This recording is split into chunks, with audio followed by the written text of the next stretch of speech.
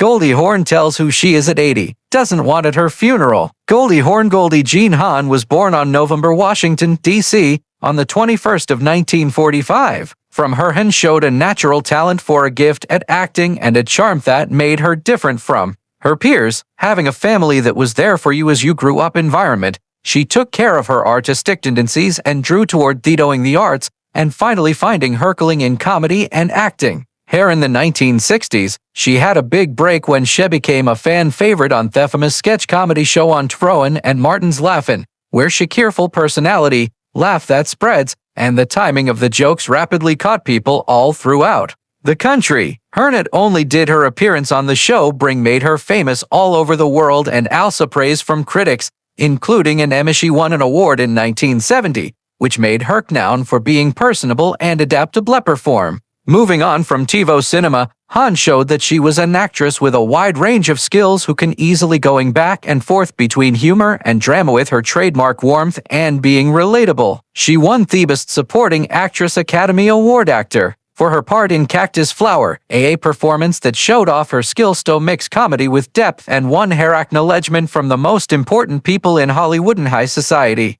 Over the next during decades, she was in a lot of movies. There are a lot of great movies, like There's a Girl Me Soup, Private Benjamin, Overboard, The Out, and The First Wives Club. People from outside of town. Each role showing Hawn of a kind charm, perfect comedic timing, and lasting appeal. More than Hawn's professional achievements, the character on film has always shown an attitude of positivity and friendliness and exuberant energy that has sparked both audiences and other performers. Her capacity to connect with others who watch her, whether it's through laughing, understanding, or deep passion, remains a testament to her incredible talent and lasting affect. Aside from her acting career, Goldie Hawn has also had a big impact as a philanthropist and advocate for education and mental health. In 2003, she helped start the Hawn Foundation, later became Mind Up, an organization dedicated to helping kids grow talents for learning about social and emotional issues through techniques that help you be conscious. This work shows that she is very dedication to developing the potential of young people,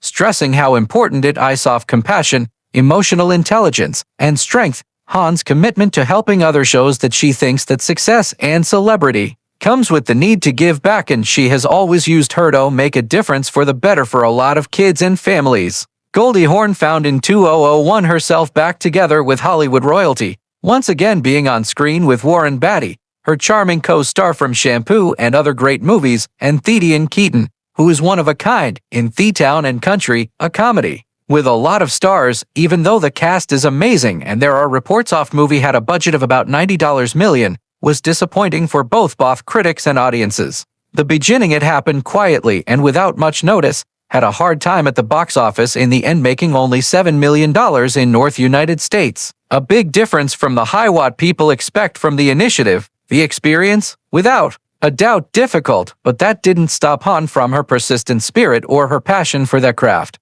Hawn went back to an in 2002 project that showed her off better. Banger has its usual humor and charm. Sisters is a heartfelt comedy drama in which she starred in with powerhouses and Sandon and Jeffrey are the performers. Hawn played a role in this movie, a character who is free-spirited and can't be stopped. Wo's history and present come together in a narrative about friendship, who you are, and the lasting ties of youth. Notably, this would be her last live-action show for the next 15 years, a break that made fans miss her clear energy on screen. During Hawn turned this time away from acting, thought about her life, and turned inside career, which led to the release of her very intimate autobiography, in 2005, Lotus Grew in the Sludge. She revealed her thoughts in it, what they learned, and the personality mindset that has helped her through decades in Hollywood, giving readers a unique look behind the glamorous front of fame. After a time of relative, Hawn began to please audiences when it was calm, again with her voice work and appearances on screen in the 2000s. Inch had a noteworthy guest role in 2013 episode of the popular animated show Phineas and Ferb, giving her voice to the strange Peggy McGee, the friendly neighbor with famous chef Gordon Ramsay, in a display that showed off here a whole new way of using playful comedy and timing medium. Hawn came back 4 years later, in 2017, came back to the big screen in triumph after a 15-year break, co-starring with unstoppable Amy Schumer in This Snatched, a comedy Hawn plays both the mother and the daughter, gave her signature mix of warmth, wit, and timing, showing that even after years of not being in live-action films, she was still magnetic. Movies, her presence was nevertheless magnetic and hard to resist. Not Hapahan loved the idea of resting on her laurels. Mrs. Claus in Netflix's 2018 family movie The Claus Christmas Stories. Her performance was so adored that she played the part again in a major role in the sequel. The Christmas Chronicles 2 came out in 2020, making people of all ages happy with her infectious energy, and people of all ages love her energy and charm that warms the heart. From big hits, from disappointments to moving dramas, cartoon adventures, and family fun, Goldie Hawn's career has been in movies determined by how adaptable she is, lasting appeal, and an unbreakable ability to hold listeners' attention across age groups. Goldie Hawn's private life has been as vivid and public as her famous career, which was full of high-profile relationships and long-lasting partnerships. She married Gus Tranis for the first time, a great performer, dancer, and director in 1969. Traconis, who was already well known, establishing himself in Hollywood as a choreographer and director, shared a hand through the sphere of entertainment, which at first brought them closer. Their wedding, which lasted until 1976 and covered a teamy of big expansion for Hawn's career when she was moving from fame on Rowan and Martin's TV show Law into her growing profession as an actress. The marriage ended in the end. However, divorce, it was a time that shaped Hawn, letting her look at both her professional goals and her personal life identity in the public light, laying this at the stage for her subsequent relationships. After she divorced Traconis, Bill, a musician and actor, married Hawn Hudson in 1976. Hudson is noted for his work with the Hudson Brothers, a band shared with Hawn not just a creative energy but also a well-known way of living that often got a lot of media attention. Their marriage gave two kids, Oliver Hudson and Kate Hudson, who would go on to those actors who are successful on their own right, carrying on Hawn's legacy into the next group of talented people in Hollywood. Even though their marriage was supposed to be good, Hawn and Hudson had a hard time with the celebrity, work demands, and personal differences, which eventually led to their divorce in 1982. But still, their time together continued to be important since it set up Hawn as a loving mother who was able to balance the pressures of a high-profile job while parenting kids in front of the public. Maybe the most lasting and well-known famous romance in Goldie Hawn's life has been her relationship with an actor, Kurt Russell, which started in 1983 and goes on to this day. Not like Hawn and Russell had been married before, never made their relationship official in a legal way relationship, but their decades-long partnership has been marked by a lot of respect for each other, always being there for each other, and a level of stability that is very rare in Hollywood. The two people have successfully kept a modest profile yet strong bond. A lot said to be one of the longest-lasting and real collaborations in the business of entertainment. They worked together, having dealt with the difficulties of being famous, households that are mixed, and work stress while keeping a solid personal life, showing that you are committed for the long haul and do well even when not in the usual marital system. Their collaboration has become a model of love that lasts, friendship, and working together professionally, reflecting Hawn's ability to grow meandering falperdishinish based on trust, laughter, and respect for each other. Goldie Hawn, a famous person, is 80 years old. Hollywood is known for her bright smile, sparkling charm, and lasting talent. Recently shared an honest and shocking revelation about her private what she likes when it comes to her personal burial.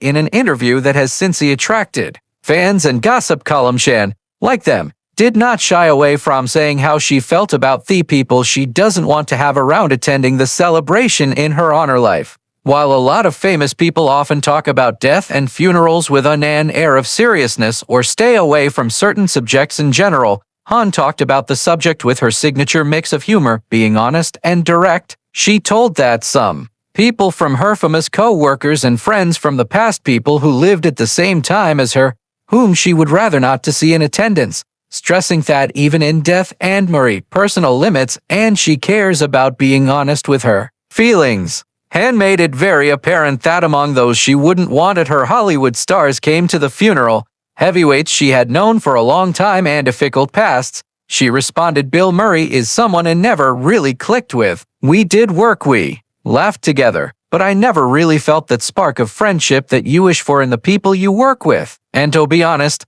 I'd rather have some peaceful time meeting folks who really made me feel better in life than act like you like being with Simeon Empany. After I'm gone, the honest admission about Murray shows a certain level of genuine honesty and self-awareness that isn't really common shown so publicly by famous people off her height. Hawn's honesty regarding her relationships, even with well-known people and loves, shows how much she cares about being real instead of courteous or sociable expectation. Another person was Dustin Hoffman. Name Hawn spoken with some reservation. She claimed that Dustin and I had our times. We worked in the same groups. Wemmed in ways that Hollywood needs. But there was stress. There was a break. Life is too short, even. In recollection, to act like there was n single quotes t.by being honest about how complicated things are off her work and personal life and reminds us of interactions that famous people, even though they are famous, navigate relationships that are just as complicated and sometimes just as dangerous like everyone else's. Her decision to clearly leave someone out as Valdhoffman illustrates that her funeral is not basically a ceremonial thing. In her mind, it is a reflection of the relationships in her mind that really offered happiness, help, and love into her life. Also, Chevy Chassawas on Hawn's list of individuals rather stay away. Despot after death. Chevy is smart and amusing, but there were honestly a lot of things that happened over the years, moments that I couldn't make sense of, old. It's great to be funny, but if it comes at the cost of being nice, it's not the energy I want to be around me. Last goodbye. This is especially surprising considering Case is well known as one of the first people to do modern comedy acting. Buthen makes it obvious that praise from the public or professional reputation don't warrant a spot in her personnel circle. Her standards are easy to understand, really personal, loyalty, warmth, and above all, respect for each other. Finally, Michael Douglas was brought up in passing, yet with a hint of longing. Michael and I ran into each other so a lot of times in this field, and while we told stories and laughed together, there is a distance I can't ignore. I want my funeral should feel personal and sincere, not having to go to required events or unresolved stress. Hawn's method here is very interesting, because it shows how much she wants emotional clarity and peace even when preparing a future event. That most office don't think about it too often until it is coming soon. In effect, she is choosing not to curate not just the people that came to her funeral, but the emotional energy that will surround her in the last moments of celebration and remembering. What makes Hawn's comments so interesting is the balance between being lighthearted and serious. She's not just complaining or making things for tabloids. She is saying something very true about them relationship, death, and the worth of being among folks who really matter. Goldie Hawn is not 80 yet, just thinking about a long, famous career full of famous roles, fun, and people loved her. But she also made sure that's right to deeply govern her legacy in a personal way. The truth that she really despised some people may like specific people more than others. It may sound crazy at first, but it is actually a confirmation of how important it is of being real, respecting yourself, and being honest about your feelings in life and beyond. Hawn's funeral is not a societal obligation or a stage duty or a stage. It is the last thing to do of curation, a party for their relationships that really mattered, and a strong statement that her death would not change her principles and decisions in life stay with her, whose